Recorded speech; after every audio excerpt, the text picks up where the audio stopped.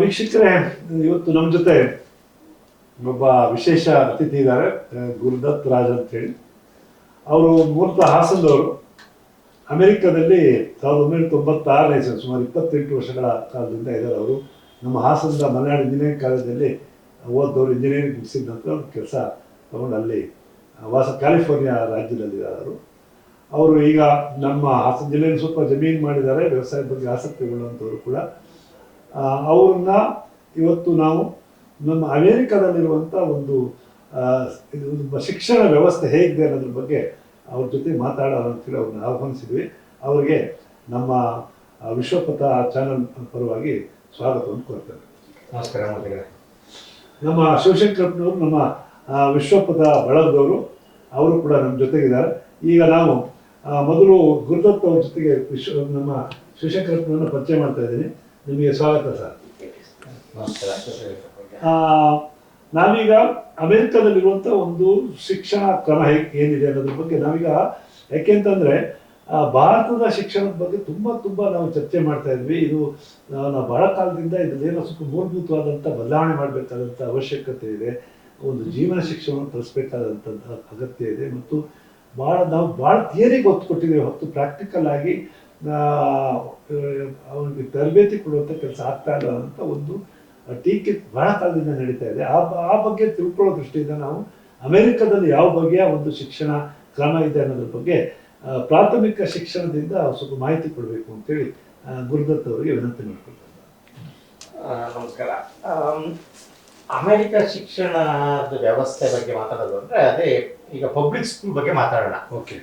Mostly because 90% ಭಾಗದ ಜನಗಳು public ಸ್ಕೂಲ್ಗೆ ಹೋಗೋದು, ಪಬ್ಲಿಕ್ ಸ್ಕೂಲ್ಗೆ ಕಳಿಸ್ತಾರೆ. ಪ್ರೈವೇಟ್ ಸ್ಕೂಲ್ಗಳು ಇದ್ದಾವೆ, ಅವುಗಳು ಸ್ವಲ್ಪ ಸ್ಪೆಷಲ್. ಇದು ಅಲ್ಲಿ ಎಜುಕೇಷನ್ ಹೆಂಗೆ ಅಂದರೆ ಕಿಂಡರ್ ಗಾರ್ಟನಿಂದ 12ನೇ ಕ್ಲಾಸ್ K to 12 ಅಂತ. ಕಿಂಡರ್ ಗಾರ್ಟನ್ ಟು 12th ಸ್ಟ್ಯಾಂಡರ್ಡ್, ಅದು ಒಂದು ಸಿಸ್ಟಮು. 12th ಆದಮೇಲೆ college, diploma colleges, trade colleges ಅವೆಲ್ಲ ಬರುತ್ತೆ. ಅದೆಲ್ಲ ಒಂದು ಡಿಗ್ರಿ ಆ ಥರ, ಡಿಪ್ಲೊಮಾ ಆ ಥರ ಬರುತ್ತೆ. ಅಲ್ಲಿ ಆ್ಯಕ್ಚುಲಿ ಹೈಸ್ಕೂಲ್ 12th ಪಾಸ್ ಆದರೆ they also call it as a diploma. It's as good as you got a diploma ಅಂತ. ಓಕೆ. ಹೈಸ್ಕೂಲ್ ಡಿಪ್ಲೊಮಾ ಅಂತಲೇ ಕರೆಯೋದು ಅದಕ್ಕೆ. ಹೈಸ್ಕೂಲ್ ಇದು ಅಂದರೆ ಹೈಸ್ಕೂಲ್ ಡಿಪ್ಲೊಮಾ ಅಂತಲೇ ಅದಕ್ಕೆ ಕರೀತಾರೆ.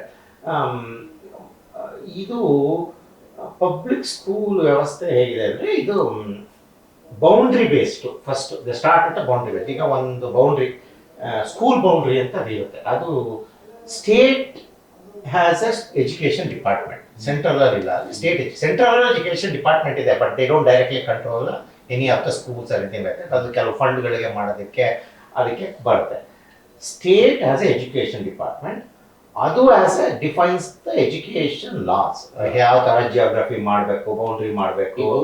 ಎಷ್ಟು ವಿಲೇಜ್ಗಳು ಸೇರ್ಬೋದು, ವಿಲೇಜ್ ಇರ್ಬೋದು, ಸ್ಕೂಲ್ ಇರ್ಬೋದು, ಎಲ್ಲ ಒಟ್ಟಿನಲ್ಲಿ ಏನು ಮಾಡ್ತಾರೆ, ಎಂಟೈರ್ ಸ್ಟೇಟನ್ನ ಒಂದು 50 ಬೌಂಡ್ರಿ ಡಿವೈಡ್ ಮಾಡ್ಬಿಡ್ತಾರೆ.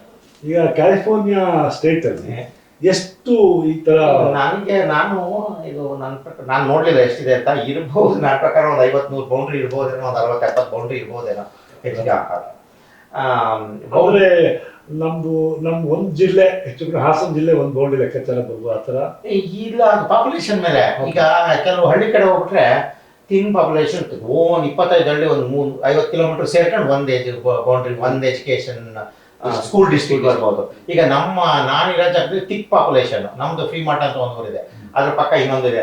ಒಂದು ಅಲ್ಲಿ ಹೆಚ್ಚು ಕಮ್ಮಿ ಏನು ಎಲ್ಲ ಎರಡೂ ಸೇರಿದ್ರೆ ಒಂದು 2 ಲಕ್ಷ ಜನ ಪಾಪ್ಯುಲೇಷನ್ ಇದೆ. ಅಷ್ಟಕ್ಕೆ ಒಂದು ಸ್ಕೂಲ್ ಡಿಸ್ಟ್ರಿಕ್ಟ್ ಆಗೋದು 2 ಲಕ್ಷ ಜನ. ಆಮೇಲೆ ಏನು ಮಾಡ್ತಾರೆ, ಒಂದು ಸ್ಕೂಲ್ ಡಿಸ್ಟ್ರಿಕ್ಟ್ಗೆ ಅದೇ ಈ ಅವರು ಎಷ್ಟು ಜನ ಪಾಪ್ಯುಲೇಷನ್ ಇದೆ, ಅದರಲ್ಲಿ ಎಷ್ಟು ಹುಡುಗರುಗಳು ಇದ್ದಾರೆ ಬರ್ತಾರೆ, ಅದೆಲ್ಲ ಸೆನ್ಸಸ್ ಬೇಸ್ಡು ಇದ್ರ ಬೇಸ್ ಮೇಲೆ ಅದೇ ಸ್ಕೂಲ್ ಡಿಸ್ಟ್ರಿಕ್ಟ್. ಅದು ರೀಅಡ್ಜಸ್ಟ್ ಮಾಡ್ಕೊತಾ ಇರ್ತಾರೆ. ಸ್ಕೂಲ್ ಡಿಸ್ಟ್ರಿಕ್ಟ್ ಒಂದ್ಸಲ ಡಿಸೈಡ್ ಮಾಡಿದ್ರೆ 1150 ವರ್ಷ ಹಂಗೆ ಇರಲ್ಲ, ಅದು ರೀಡಿಫೈನ್ ಮಾಡ್ಕೊತಾರೆ. ಪಾಪ್ಯುಲೇಷನ್ ಗ್ರೋತ್ ಆದಂಗೆ ಬೌಂಡ್ರಿ ಚೇಂಜ್ ಮಾಡ್ತಾರೆ. ಈ ಬೌಂಡ್ರಿ ಇದನ್ನ ಕಿತ್ತು ಅದಕ್ಕೆ ಹಾಕ್ತಾರೆ. ಇದು ಜಾಸ್ತಿ ಆಯ್ತು, ಇಲ್ಲಿ ಅಕಾಮಿಡೇಟ್ ಮಾಡೋಕ್ಕಾಗಲ್ಲ, ಕಂಜೆಷನ್ ಆಯ್ತು. School districts are manage by whom? ಇದು school districts are manage by a publicly elected members. So ಪ್ರತಿಯೊಂದು ಸ್ಕೂಲ್ ಡಿಸ್ಟ್ರಿಕ್ಟಿಗೂ ಎಲೆಕ್ಟೆಡ್ ಮೆಂಬರ್ಸ್ ಇದ್ದಾರೆ. Body, governing body. ಅದು 4 ವರ್ಷ ಅನ್ಸುತ್ತೆ. I don't have a exact number. ಅದು ನಮ್ದು ಎಲೆಕ್ಷನ್ ಆಗುತ್ತಲ್ಲ, ಅವ್ರಿಗೆ ಅವರು ಒಂದ್ಸಲ ಅವ್ರು ಎಲೆಕ್ಷನ್ ನಿಂತ್ಕೋಬೇಕು. ಸ್ಕೂಲ್ ಡಿಸ್ಟ್ರಿಕ್ಟ್ ಮೆಂಬರ್ ಅಂತ ಅದು. ಆಮೇಲೆ ಚೇರ್ಮನ್, ಅದಕ್ಕೊಂದು ಬಾಡಿ, ಒಂದು ಚೇರ್ಮನ್ ಎಲ್ಲ ಆಗುತ್ತೆ. ಆ body elected by the people they control the school function. Superintendent appointment of superintendent ಅಂದ್ರೆ ಎಲ್ಲಾ ಸ್ಕೂಲ್ಗೂ ನಡೆಸಕ್ಕೆ ಸೂಪರ್ಡೆಂಟ್ ಅಂತ ಹೋಗಿರ್ತಾರೆ. He is responsible for all schools. Kinder garden ಇಂದ ಇದ್ದು 12th ಗ್ರೇಡ್ ವರೆಗೂ ಎಷ್ಟು ಸ್ಕೂಲ್ಗಳು ಬರುತ್ತೆ ಆ ಬೌಂಡ್ರಿಲಿ, ಆ ಸ್ಕೂಲ್ ಡಿಸ್ಟ್ರಿಕ್ಟ್ ಅಲ್ಲಿ ಎಲ್ಲ ಹೀಗೆ ಸೂಪರ್ಡೆಂಟ್ ಅಂದ್ರೆ ಪ್ರತಿ ಸ್ಕೂಲ್ಗೂ ಪ್ರಿನ್ಸಿಪಲ್ ಇರ್ತಾರೆ, ವೈಸ್ ಪ್ರಿನ್ಸಿಪಲ್ ಇರ್ತಾರೆ, ಟೀಚರ್ಸ್ಗಳು, ಸ್ಪೋರ್ಟ್ಸು, ಅದು ಮಾಮೂಲಿ ಇಟ್ಸ್ ಸೇಮ್ ಸ್ಟ್ರಕ್ಚರ್. ಆಮೇಲೆ ಅವರು ಟೀಚರ್ಸ್ ಅಪಾಯಿಂಟ್ ಮಾಡ್ತಾರೆ, ಎಲ್ಲ appointment by the school board.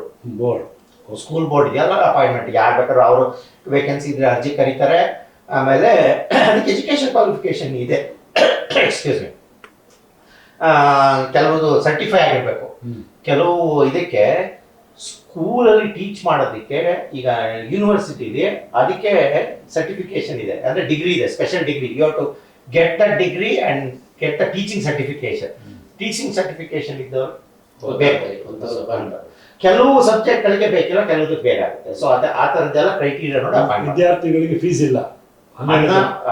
Kinder garden ಇದ್ದಾಗ 12 ಫೀಸ್ ಇಲ್ಲ, ಅದು fund given by free. Year is the thing. Fund ಯಾರು ಕೊಡ್ತಾರೆ? ಸ್ಟೇಟ್ ಫಂಡ್ ಕಮ್ ಫ್ರಮ್ 3-4 ಕಡೆಯಿಂದ ಬರುತ್ತೆ.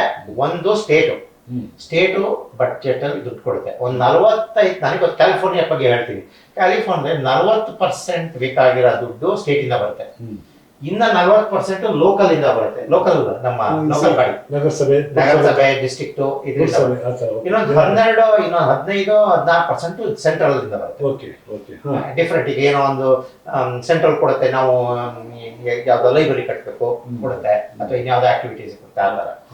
ಅದಾದ್ಮೇಲೆ ಈ ಸ್ಕೂಲ್ ಡಿಸ್ಟ್ರಿಕ್ಟಿಗೆ ಇಷ್ಟು ದುಡ್ಡು ಅಂತ ಕೊಟ್ಬಿಡುತ್ತೆ. ಆ ದುಡ್ಡು ಹೇಗೆ ನೀವು ಎಷ್ಟು ಕೊಡ್ಬೇಕು, ಈ ಸ್ಕೂಲ್ಗೆ, ಈ ಡಿಸ್ಟ್ರಿಕ್ಟಿಗೆ ಎಷ್ಟು ಕೊಡ್ಬೇಕು ದುಡ್ಡು, ಅದಕ್ಕೆ ಎಷ್ಟು ಅಟೆಂಡೆನ್ಸ್ ಇದೆ, ಎಷ್ಟು ಜನ ಕಿಂಡರ್ ಗಾರ್ಡನ್ ಮಕ್ಕಳು ಓದ್ತಾರೆ, ಎಷ್ಟು ಜನ 5ನೇ ಎಲಿಮೆಂಟ್ರಿ ಮಕ್ಕಳು ಓದ್ತಾರೆ, ಎಷ್ಟು ಜನ ಜೂನಿಯರ್ ಹೈ. ಈಗ ಅದು ಗ್ರೇಡ್ ಹೇಳ್ಬಿಡೋಣ. ಕಿಂಡರ್ ಗಾರ್ಡನ್ 1ರಿಂದ 5 ಎಲಿಮೆಂಟ್ರಿ, 6, 7, 8 ಜೂನಿಯರ್ ಹೈ, 9, 10, 11, 12 ಹೈಸ್ಕೂಲ್. ಇಷ್ಟು ಈ ಕ್ಯಾಟಗರಿ ಎಷ್ಟೆಷ್ಟು ಜನ ಓದ್ತಾರೆ ಆ ಡಿಸ್ಟ್ರಿಕ್ಟ್ ಅಲ್ಲಿ, ಎಷ್ಟು ಮಕ್ಕಳು ಇದಾವೆ, ಎಷ್ಟು ಮಕ್ಕಳುಗಳು ಬರ್ತಾರೆ, ಅದ್ರ ಮೇಲೆ ಫಂಡಿಂಗ್ ಅಲೋಕೇಶನ್ ಎಲ್ಲ.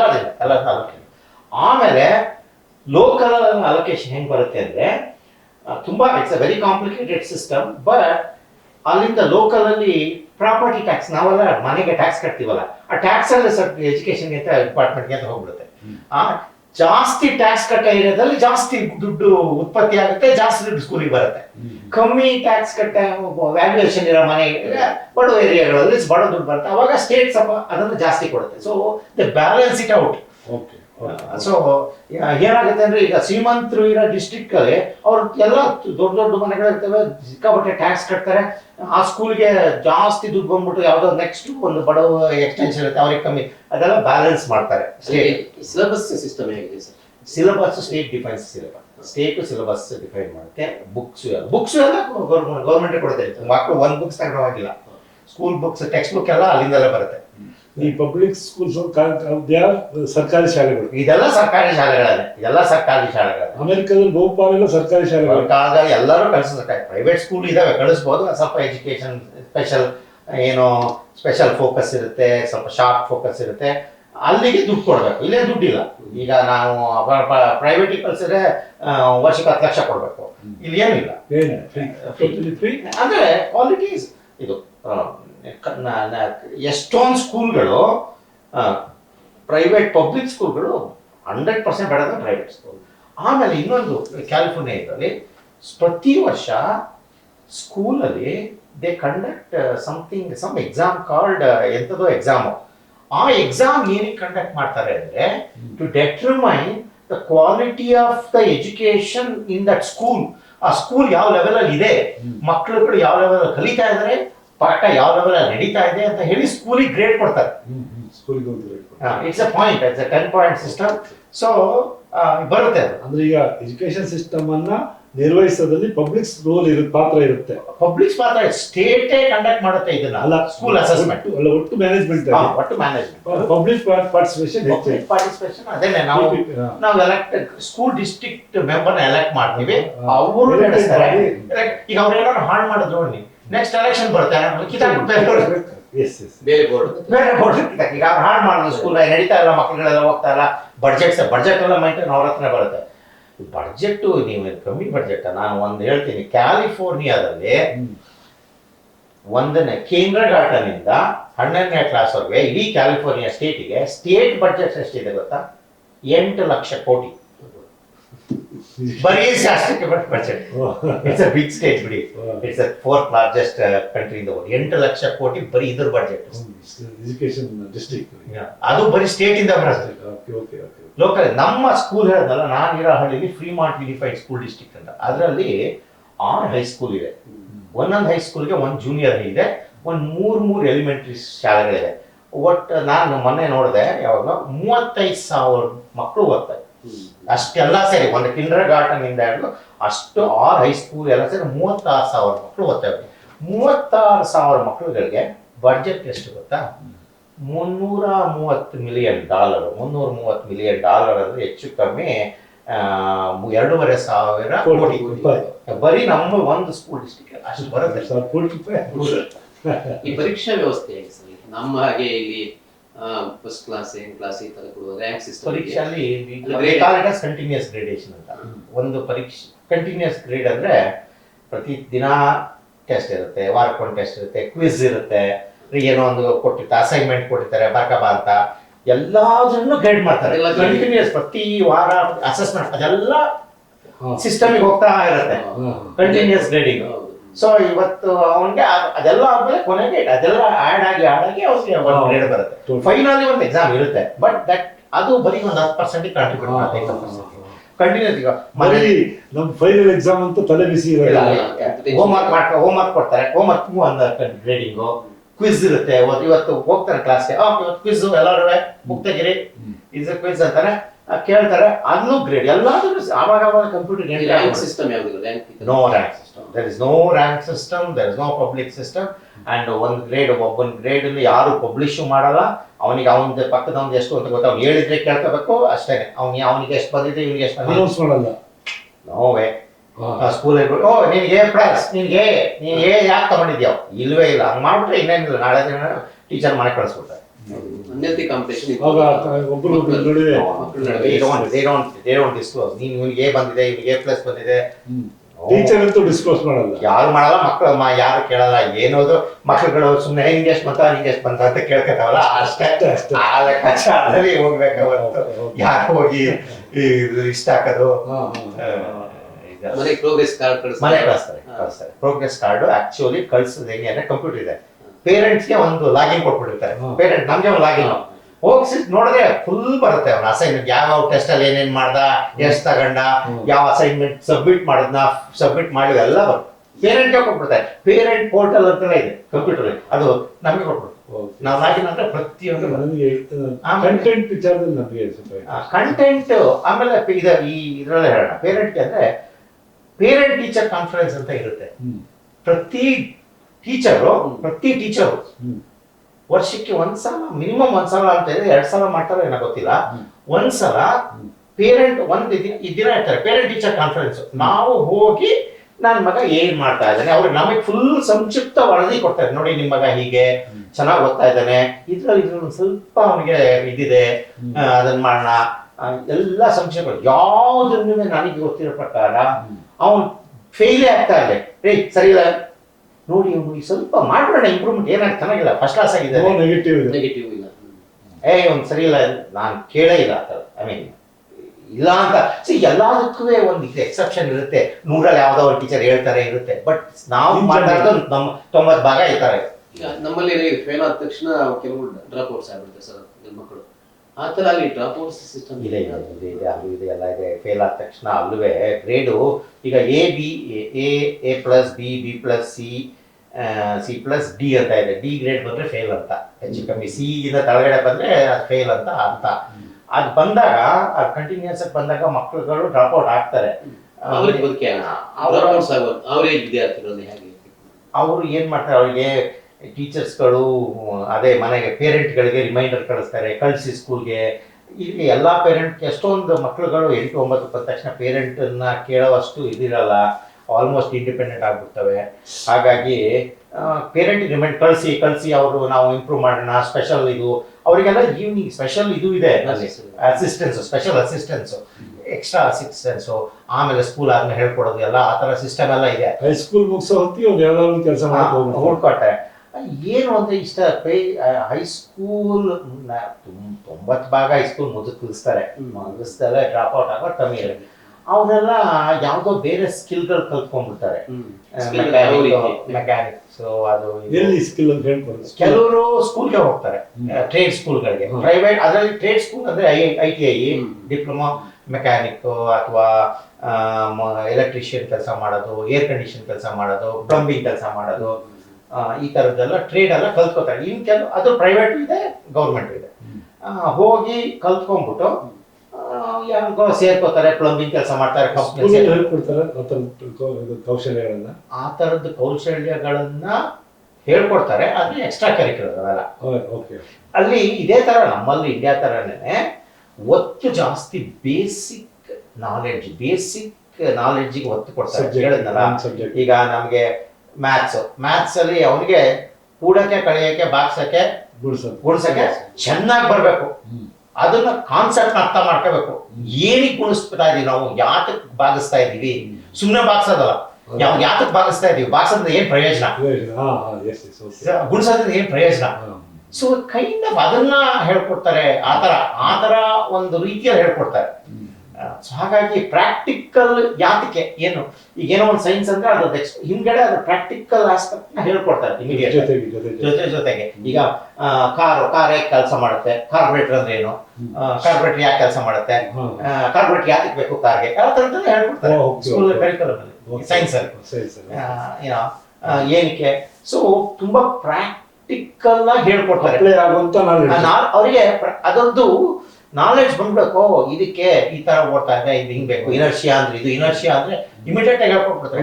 ಮೊಬೈಲ್ ಅಂದ್ರೆ ಆ ತರ ಕಾರ್ಗೆ ಅಪ್ಲೈ ಆಗುತ್ತೆ ಅಥವಾ ಮೆಕ್ಯಾನಿಕ್ ಅಪ್ಲೈ ಆಗುತ್ತೆ, ಸೋಲಾರ್ ಸಿಸ್ಟಮ್ ಅಂದ್ರೆ ಎಲ್ಲ ಆ ತರ ಜೀವನಕ್ಕೆ ಸಂಬಂಧಪಟ್ಟ ಆದಷ್ಟು ಪ್ರಾಕ್ಟಿಕಲ್. ನಮ್ಮಲ್ಲೂ ಆ ತರ ಇದೆ. ನಾವೆಲ್ಲ ಓದ್ಬೇಕಾದ್ರೆ ಹೆಚ್ಚು ಕಮ್ಮಿ ಅದೇನೆ, ಆದ್ರೆ ಅವ್ರು ಒತ್ತು ಜಾಸ್ತಿ ಕೊಡ್ತಾರೆ ಅಷ್ಟೇ. ಆ ತರ ಇದೆ. ಸಿಲೆಬಸ್ ಹೇಳ್ದಂಗೆ ಸ್ಟೇಟ್ ಮಾಡುತ್ತೆ, ಸೈನ್ಸು, ಮ್ಯಾಥ್ಸು, ಸೋಷಿಯಲ್, ಜಿಯೋಗ್ರಫಿ. ಅವರು they want to include everything, basic knowledge science ಅಲ್ಲಿ. ಆಮೇಲೆ ಸೋಷಿಯಲ್ ಅಲ್ಲಿ ಎಲ್ಲಾ ತರದ್ದನ್ನು ಇನ್ಕ್ಲೂಡ್ ಮಾಡಕ್ಕೆ ವರ್ಲ್ಡ್ ವೈಡ್ ನಾಲೆಡ್ಜು, ಆಮೇಲೆ ಅಮೆರಿಕನ್ ಹಿಸ್ಟ್ರಿ, ಯುರೋಪಿಯನ್ ಹಿಸ್ಟ್ರಿ ಎಲ್ಲ ಇದೆ, ಅವರೆಲ್ಲ ಹೇಳ್ಕೊಡ್ತಾರೆ. ಆಮೇಲೆ ನಮ್ದು ಇದು ಅದರ್ ವರ್ಲ್ಡ್ ಹಿಸ್ಟ್ರಿ ಎಲ್ಲ ಇದನ್ನು ಕಲಿಸ್ತಾರೆ. ಅವ್ರು ಯಾವುದನ್ನು ಈಗ ಅಮೆರಿಕನ್ ಸ್ಲೇವರಿ ಸಿಸ್ಟಮ್ ಬಗ್ಗೆ ಇರ್ಬೋದು, ಕಳಿಸ್ಕೊಡ್ತಾರೆ. ನಮ್ದಿತ್ತು ಈ ತರ ಸ್ಲೇವರಿ ಸಿಸ್ಟಮ್ ಅಂತ ಹೇಳ್ಕೊಡ್ತಾರೆ. ದೇರ್ ಇಸ್ ನಥಿಂಗ್, ಎಲ್ಲದನ್ನು ಹೇಳ್ಕೊಡ್ತಾರೆ. ಎಜುಕೇಶನ್ ಸಿಸ್ಟಮ್ ಅಲ್ಲಿ ಆ ಥರದ್ದೇನು ನಾನು ತಾರತಮ್ಯ ನಾನು ನೋಡಿಲ್ಲ. ನಮ್ಮಲ್ಲಿ ಇದ್ದ ಹಾಗೆ ಸರ್ ಸೆಕೆಂಡರಿ ಎಜುಕೇಶನ್ ಬೋರ್ಡ್ ಅಂತ ಇದೆ, ಆ ತರ ಇಡೀ ಸ್ಟೇಟ್ ಸಂಬಂಧಪಟ್ಟ ಹಾಗೆ ಎಜುಕೇಶನ್ ನ ಮ್ಯಾನೇಜ್ ಮಾಡೋಂತ ಒಂದು ಇದೆ. ಎಜುಕೇಶನ್ ಸ್ಟೇಟ್ ಎಜುಕೇಶನ್ ಸೆಕ್ರೆಟರಿ ಇವ್ರ ತರ ಮ್ಯಾನೇಜ್, ಆದ್ರೆ state education secretary direct management ಮಾಡಲ್ಲ. Policy maker, budget policy makers and budget. ಅವ್ರ ಸ್ಕೂಲ್ ಲೆವೆಲ್ ಬಂದೇನು ಯಾವ ಅದೆಲ್ಲ ನಮ್ಗೆ ಹೇಳಿದ್ದಾರೆ. ಸ್ಕೂಲ್ ಅಡ್ಮಿನಿಸ್ಟ್ರೇಟಿವ್ ಎಲೆಕ್ಟೆಡ್ ಬಾಡಿ ಇದೆಲ್ಲ ಅವು ಮ್ಯಾನೇಜ್ಮೆಂಟ್, ಎಕ್ಸಾಮಿನೇಷನ್ ಕಂಡಕ್ಟ್ ಮಾಡೋದು. ಆಮೇಲೆ ಅದೇ ಹೇಳಿದ ಕ್ವಾಲಿಟಿ ಅಸೆಸ್ ಮಾಡ್ತಾರೆ. ಈ ಸ್ಕೂಲ್ ಡಿಸ್ಟ್ರಿಕ್ಟ್ ಹೆಂಗ್ ನಡೀತಾ ಇದೆ, ಆಡಿಟಿಂಗ್ ಇರುತ್ತೆ. ಸ್ಕೂಲ್ ಡಿಸ್ಟ್ರಿಕ್ಟ್ ಆಡಿಟಿಂಗ್ ಎಲ್ಲ ಮಾಡ್ತಾರೆ, ಆಡಿಟಿಂಗ್ ಇರುತ್ತೆ. So they do auditing of school district, but money auditing ಮಾಡ್ತಾರೆ, ಪೋಲ್ ಆಗ್ತಾ ಇದೆ ಅಂತ. ಆಮೇಲೆ ಟೀಚಿಂಗ್ ಲೆವೆಲ್ ಕ್ವಾಲಿಟಿ ಆಡಿಟಿಂಗ್ ನಡೀತಾ, ಆ ತರದ್ದೆಲ್ಲ ಸ್ಟೇಟ್ ಎಜುಕೇಶನ್ ಡಿಪಾರ್ಟ್ಮೆಂಟ್ ಇಟ್ಟಿರ್ತಾರೆ, ಅದೆಲ್ಲ ಮಾಡ್ತಾರೆ. ಎಕ್ಸಾಮಿನೇಷನ್ ಕಂಡಕ್ಟ್ ಮಾಡೋದು, ಟೀಚರ್ ಅಪಾಯಿಂಟ್ಮೆಂಟ್ ಮಾಡೋದು, ಅವೆಲ್ಲವೂ ಕೂಡ ಇವರೇ. ಆದ್ರೆ ಎಕ್ಸಾಮ್ ಸ್ಟೇಟ್ ಲೆವೆಲ್ ಅಲ್ಲೇ ನಡೆಯುತ್ತೆ. ಆದ್ರೆ ಎಲ್ಲರಿಗೂ ಸ್ಟೇಟ್ ಲೆವೆಲ್ ಇಂದಲೇ ಒಂಥರ ಎಕ್ಸಾಮ್ ಅದು. That exam is because it common ಕ್ವಶನ್ಗಳಿರುತ್ತೆ. ಯಾಕೆ ಅಂದ್ರೆ ಅಸೆಸ್ ಮಾಡ್ಬೇಕಲ್ಲ. ಒಂದೇ ಕ್ವಶನ್ ಎಲ್ಲಾ ಸ್ಕೂಲ್ಗೂ ಕೇಳಿದ್ರೆ ಯಾವ ಮಕ್ಕಳುಗಳು ಯಾವ ತರ ಮಾಡ್ತಾರೆ ಹೇಳಿದ್ರೆ, ಈ ಸ್ಕೂಲ್ ಮಕ್ಕಳುಗಳು ಎಲ್ಲದನ್ನು ಆನ್ಸರ್ ಮಾಡಿದ್ರು ಸೇಮ್ ಕ್ವಶನ್. ಆ ಸ್ಕೂಲ್ ಮಕ್ಕಳುಗಳು ಬರೀ 50% ಅಸೆಸ್ ಆನ್ಸರ್ ಮಾಡಿದ್ರು. So they gives N indication comparing schools and the system and teaching and ಆ ಥರದ್ದೆಲ್ಲ ಇದೆ. ಸೊ ದಟ್ಸ್ ಈಗ ನಮ್ಮಲ್ಲಿ ಒಂದು ಸರ್ಕಾರಿ ಕೆಲಸಕ್ಕೆ ಹೋಗ್ಬೇಕಾದ್ರೆ ಸರ್ ಈ ಮಿನಿಮಮ್ ಒಂದು ಕ್ವಾಲಿಫಿಕೇಶನ್ ನಿಗದಿ ಮಾಡ್ತಾರೆ.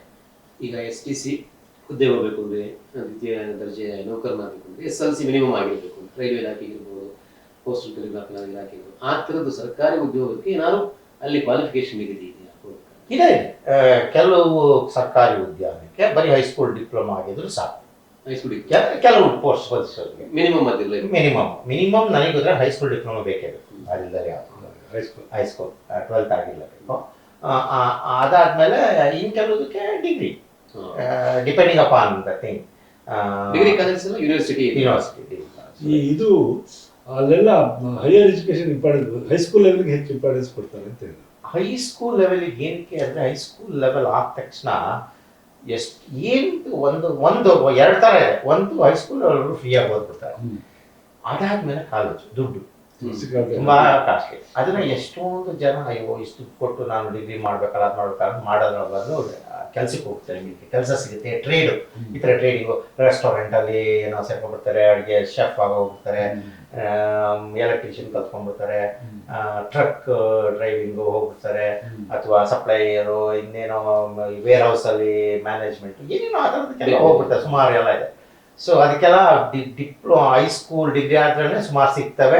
ಆಮೇಲೆ ಸ್ವಲ್ಪ ಸ್ಕಿಲ್ ಆ್ಯಡ್ ಮಾಡ್ಕೊಂಡ್ರೆ ಸಿಗುತ್ತೆ. ಅದಕ್ಕೆಲ್ಲ ಹೋಗ್ಬಿಡ್ತಾರೆ. ಯಾವ ಡಿಗ್ರಿ ಮಾಡಿರ್ಬೇಕು ಅಂತ. Because that also gives A decent job. It is not that. So ಹಾಗಾದ್ರೆ ಎಲ್ಲ ಕಸುಬುಗಳು ಅವ್ರಿಗೊಂದು ಗೌರವಯುತವಾದ ಸ್ಥಾನ. ಗೌರವಯುತವೇನೆ, ಯಾರು ಕೀಳಾಗೇನಿಲ್ಲ. ಆಮೇಲೆ ಅಂದ್ರೆ ದುಡಿಮೆನೂ ಸಿಗುತ್ತೆ ಸಾಕಷ್ಟು, ಪರವಾಗಿಲ್ಲ ಜೀವನ ಮಾಡ. ಸೊ ಹಾಗಾಗಿ ಹೋಗ್ಬಿಡ್ತಾರೆ.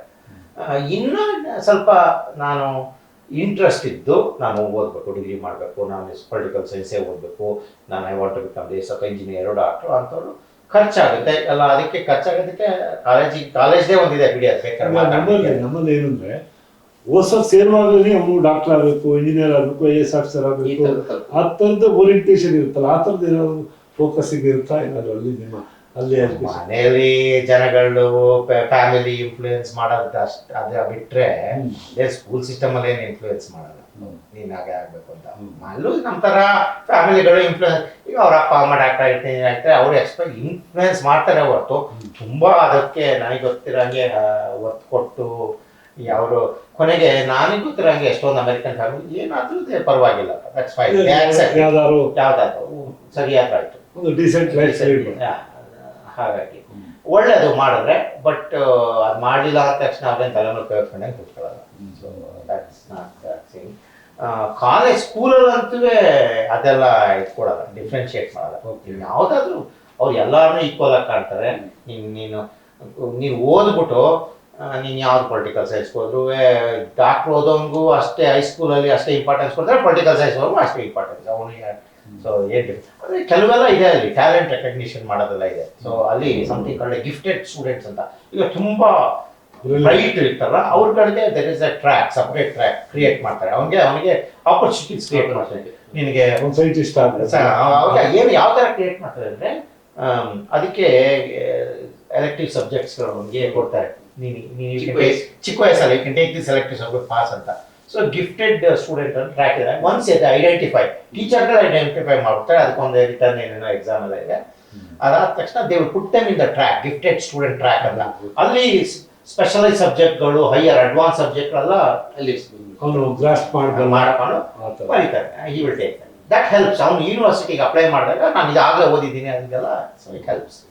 ಸೊ ಆ ಥರದ ಸಿಸ್ಟಮ್ ಇದೆ ಗಿಫ್ಟೆಡ್. ಇದಕ್ಕೆ ಈ moral education system moral education ಬಗ್ಗೆ ಮತ್ತೆ no ಪರಿಸರದ ಬಗ್ಗೆ no there is no religious teaching in any purpose.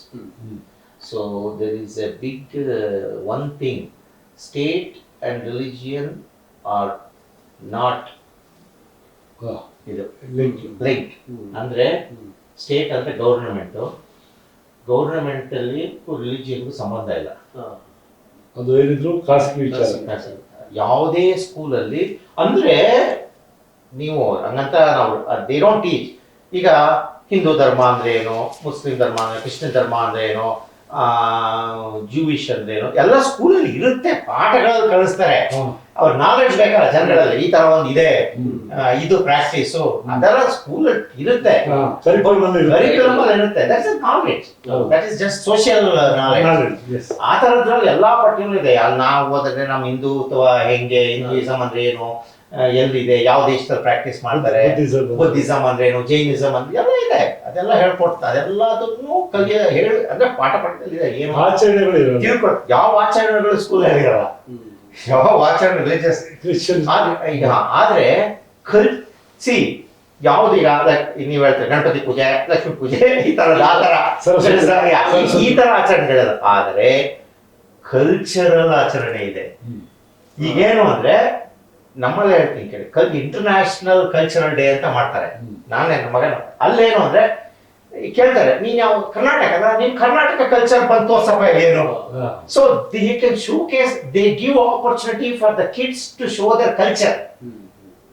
ಅಲ್ಲಿ ರಿಲಿಜಿಯನ್ಗೂ ಅದಕ್ಕೆ ಸಂಬಂಧ ಇಲ್ಲ. ಸಿ, ನಾವು ರಿಲಿಜಿಯನ್ ಕಲ್ಚರ್ ಒಂದೇ ಮಾಡ್ಬಿಡ್ತೀವಿ, ಕಲ್ಚರ್ ಬೇರೆ. ಈಗ ನಮ್ದೇನೋ ಡೊಳ್ಳು ಕುಣಿತಾ ಇದೆ, ಸುಗ್ಗಿ ಕುಣಿತಾ ಇದೆ, ಅದಕ್ಕೂ ರಿಲಿಜಿಯನ್ ಕೆಲಸ ಮಾಡ್ತಾರೆ, ಮಾಡ್ಬೋದು. ಆದ್ರೆ ಸುಗ್ಗಿ ಅದನ್ನ ಕಲ್ಚರ್ ತರನೇ ನೋಡ್ತಾರೆ. ಸೊ ದಿ ಗಿವ್ ಆಪರ್ಚುನಿಟಿ, ಅದನ್ನ ಪ್ರಾಕ್ಟೀಸ್ ಮಾಡೋದು, ಅದಕ್ಕೆ ಬಂದು ತೋರ್ಸೋದು, ಅದಕ್ಕೆಲ್ಲ ಇದೆ. ಫ್ಲೂಟು ಅಥವಾ ನಮ್ಮ ಸಂಗೀತ, ಆಮೇಲೆ ವೀಣೆ, ಕಲ್ಚರಲ್, ಇದಕ್ಕೆ ಕಲ್ಚರಲ್ ಡೈವರ್ಸಿಟಿ, ಅದಕ್ಕೆ ಒತ್ತಿದೆ, ಅವಕಾಶ ಇದೆ. ಸ್ಕೂಲಲ್ಲಿ ಕೊಡ್ತಾರೆ ಅವಕಾಶ. ಇಂಟರ್ನ್ಯಾಷನಲ್ ಡೇ ನಡೆಯುತ್ತೆ, ಪ್ರತಿ ಸ್ಕೂಲ್ ನಡೆಯುತ್ತೆ, ಚೆನ್ನಾಗಿರುತ್ತೆ. ಎಲ್ಲ ನಮ್ಮ ಮಕ್ಕಳುಗಳೆಲ್ಲ ಹೋಗಿ ಡ್ಯಾನ್ಸ್ ಮಾಡ್ತಾರೆ. ಕರ್ನಾಟಕದಿಂದ ಪೇಟ ಹಾಕೊಂಡು ಹೋಗಿ ಶೋಕೇಸ್ ಮಾಡೋದು, ಫ್ಯಾನ್ಸಿ ಡ್ರೆಸ್ ಎಲ್ಲ ನಡೆಯುತ್ತೆ, ಎಲ್ಲ ಇದೆ, ಎಲ್ಲ ಥರದ ಅವಕಾಶ ಇದೆ. ಎಂಜಾಯ್ ಆಗುತ್ತೆ. ಇನ್ನೇನಾದ್ರು ಪ್ರಶ್ನೆಗಳಿದಾವೆ ಸರ್?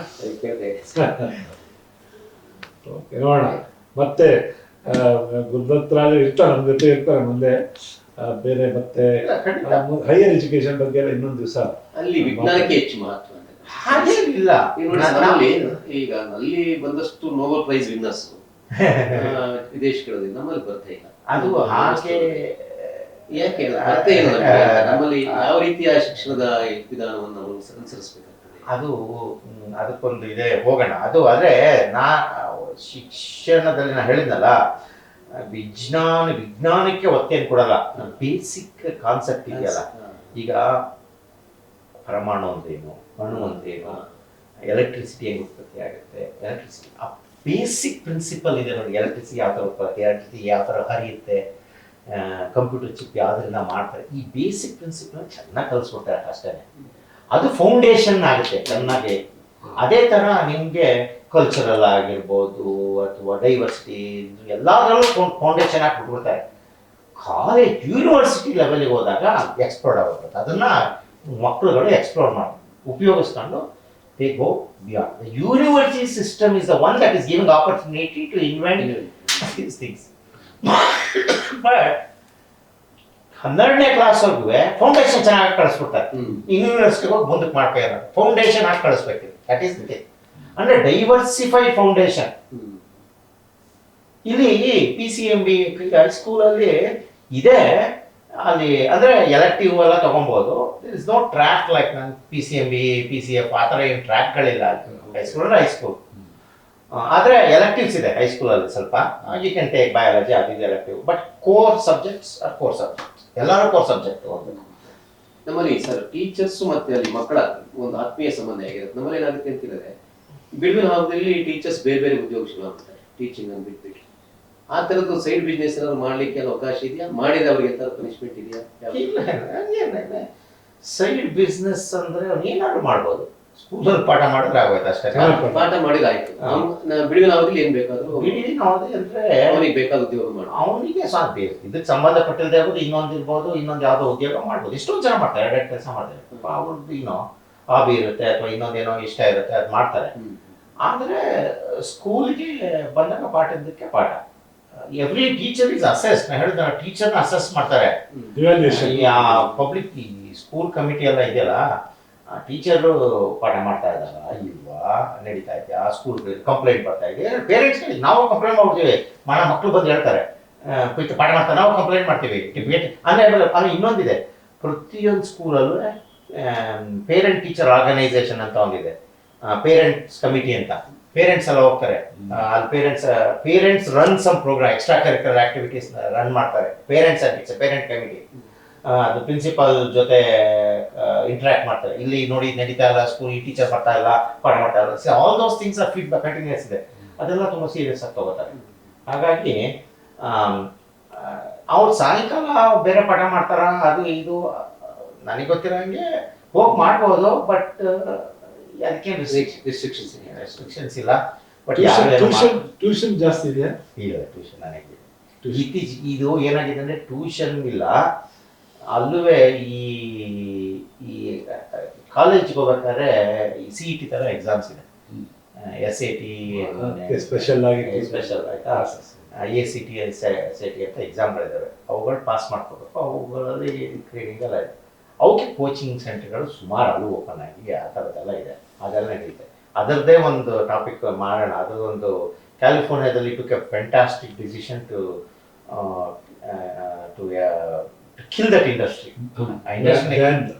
Ban ಇಲ್ಲ, automatically it's killing. I will tell you how they did it ಅಂತ. Fantastic. So ಆ ಥರ ಇದೆ. ಅದು ಆ ಥರ ಕೋಚಿಂಗ್ ಕ್ಲಾಸ್ಗೆ ಹೋಗೋದು. ಎಷ್ಟೊಂದು ಇದೆ ಈ ಮಕ್ಕಳುಗಳಿಗೆ. ಮ್ಯಾಥ್ ಸೈನ್ಸು ಇದು ಎಲ್ಲ ಇದ್ದಾವೆ. ಈ ಕೋಚಿಂಗ್, ಪ್ರೈವೇಟ್ ಕೋಚಿಂಗ್ ಅಂದರೆ ಈ ಥರ ಹೇಳ್ಕೊಡೋದು ಇದೆ. ಸೋ ಮೆನಿ ಆಫ್ ದೆಮ್ ಕಳಿಸ್ತಾರೆ. ನನಗೆ ಗೊತ್ತಿಲ್ಲ, ಮೆಜಾರಿಟಿ ಅವಕ್ಕೆಲ್ಲ ಹೆಚ್ಚು ಕಮ್ಮಿ ನಮ್ಮ ಏಷ್ಯನ್ ಮಕ್ಕಳುಗಳೇ ಹೋಗ್ತಾ ಇರೋದು. ಬೇರೆಯವರು ನಾಟ್ ಸೀನ್ ಅದರ್ಸ್ ಗೋಯಿಂಗ್. ನಾನು ನಮ್ಮ ಇದರಲ್ಲಿ ಡೆಮೋಗ್ರಫಿಕ್ ನೋಡ್ತಾ ಇದ್ದೆ. ನಾವಿರೋ ಊರಲ್ಲಿ 60-90% ಮಕ್ಕಳುಗಳು ಏಷ್ಯನ್. ನಮ್ಮ ಸ್ಕೂಲ್ ಡಿಸ್ಟ್ರಿಕ್ಟ್ 36,000 ಅಂದ್ರಲ್ಲ, ಅದ್ರಲ್ಲಿ 69% ಮಕ್ಕಳು Asians. Japanese, Philippines, Asians, South Asians, India Asians. 20% Latinos ಇದ್ದಾರೆ, ಅಂದರೆ ಮೆಕ್ಸಿಕನ್ಸು. ಅದು ಅಮೆರಿಕನ್ ವೈಟ್ಸು ಎಷ್ಟು ಗೊತ್ತಾ, 7% ಅಷ್ಟು.